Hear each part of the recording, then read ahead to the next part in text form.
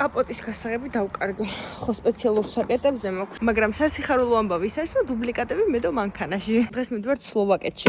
ვარგდებით უკვე ჩავაბარგდით მანქანას, ჩეკაუთიც გავაკეთეთ. გავივლით ვენას, მე იქიდან უნდა წავიდეთ უნგრეთისკენ. შემთხვევით გზას შემეშალა მოკლედ და გერმანიაში გადმოვედე. მოკლედ ეხა შემოვიდით პარკზე, იმიტომ რომ მარიამს ეძინება. მარი. რომანი მეთავი. მოიხედე ერთი წამით რა. მარი რა გჭირს?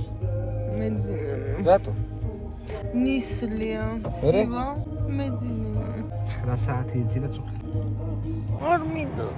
არც მართვა არ მინდა და არაფერი არ მინდა, ძილი მინდა. არ და 4 საათის გზა გვაგზავნა. ისეთი ნისლია, რომ მანქანა ჩანს ძლივს ყავა ავიღე, თორე ცუდად ვარ ისე მეძინება.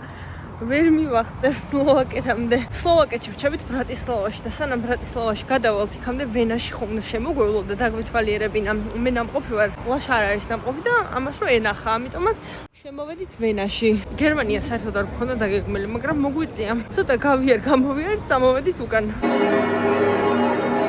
სინამონების 60-სთან მოვხვდით და ურასილამაზია და რა გემრიელობებია. შიგნითაც ყოფილა ცალკე არჩევანი.